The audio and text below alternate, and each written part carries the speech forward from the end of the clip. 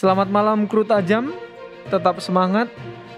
Di dalam Alkitab banyak ayat yang mengatakan tentang hal puasa. Puasa yang bagaimana, yang diajarkan, yang sebenarnya untuk kita lakukan. Terima kasih, Tuhan memberkati. Silakan pendeta.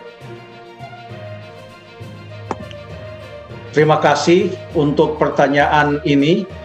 Pertanyaan ini mengatakan di dalam Alkitab banyak ayat mengatakan. Jadi karena banyak ayat, ya kita tidak bisa baca semua ayat-ayat yang banyak itu tentang puasa. Tapi saya pilih dua ayat pada saat ini, atau dua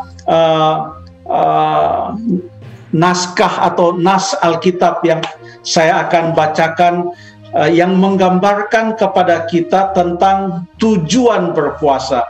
Jadi bukan hanya tentang bagaimana berpuasa, tetapi apa tujuan berpuasa dan makna dari berpuasa itu. Coba kita buka Alkitab kita pada waktu Tuhan Yesus mengajar di atas bukit. Di dalam Matius pasal yang ke-6, kita buka Alkitab kita dalam Matius pasal yang ke-6,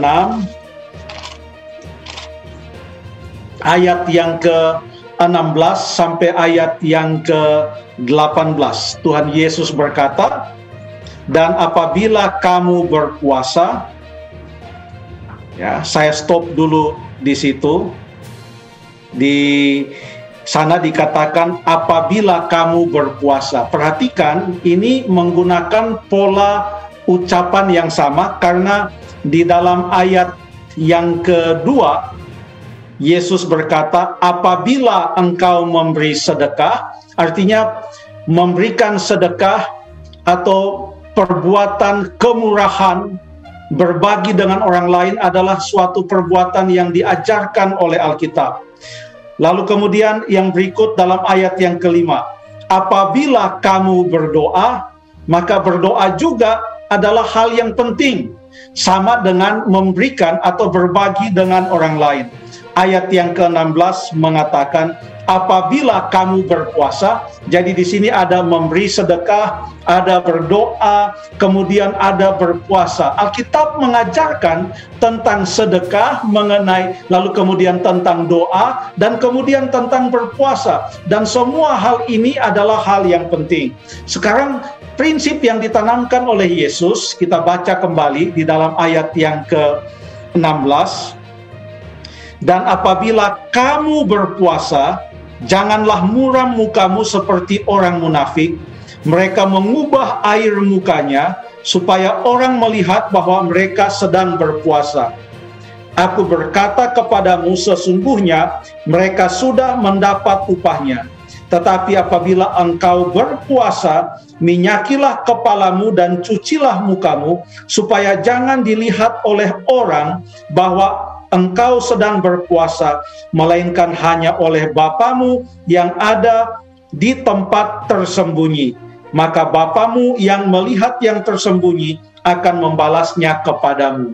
Ayat ini mengajarkan kepada kita bahwa berpuasa itu sebagaimana berdoa adalah merupakan bahagian hubungan kita kepada Allah.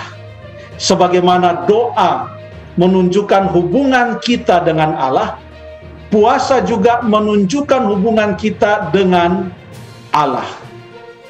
Dan biarlah Allah yang mengetahui apa tujuan dari puasa kita itu. Kita tidak perlu memberikan kesan kepada orang lain bahwa kita sedang berpuasa, karena Allah yang mengetahuinya. Demikian kata Matius pasal yang ke-6 menurut Alkitab. Kemudian saya ambil satu dari Perjanjian Lama.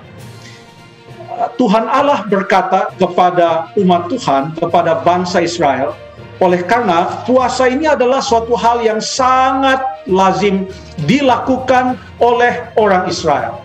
Bukan saja puasa pada hari-hari raya mereka, tapi berpuasa secara rutin untuk tujuan-tujuan tertentu.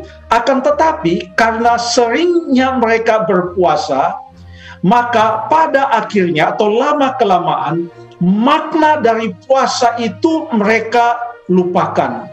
Bagi mereka berpuasa itu hanya sekedar menjalankan suatu ritual dan hanya menunjukkan bahwa saya ini lapar dan saya bersedih dan lain sebagainya. Coba kita perhatikan apa yang dikatakan dalam Yesaya pasal yang ke-58.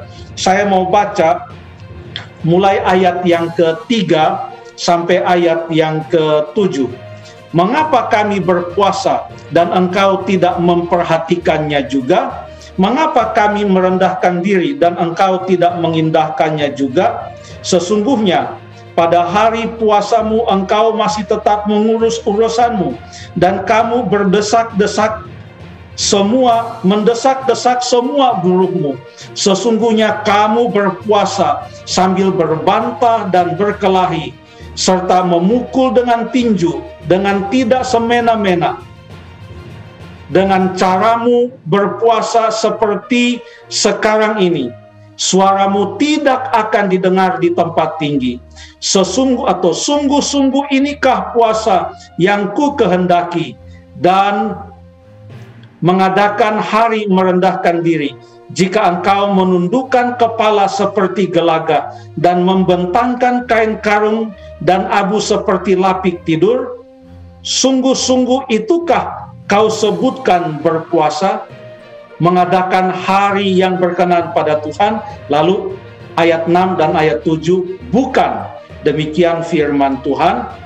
Berpuasa yang ku kehendaki ialah supaya, artinya ini adalah tujuan dari berpuasa itu, supaya engkau membuka belenggu-belenggu kelaliman dan melepaskan tali-tali kuk, supaya engkau memerdekakan orang yang teraniaya dan mematahkan setiap kuk, supaya engkau memecah-mecah rotimu bagi orang yang lapar dan membawa ke rumahmu orang miskin yang tak punya rumah. Dan apabila engkau melihat orang telanjang, supaya engkau memberi dia pakaian dan tidak menyembunyikan diri terhadap saudaramu sendiri. Jadi tujuan berpuasa adalah supaya kita bisa menjadi berkat bagi orang lain, supaya kasih Allah boleh dilihat melalui apa yang kita lakukan.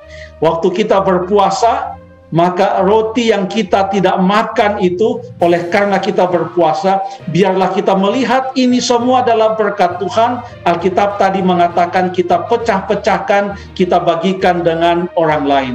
Dan ini adalah merupakan salah satu bentuk hubungan kita dengan Tuhan, seperti yang Tuhan Yesus ajarkan tadi di Injil Matius.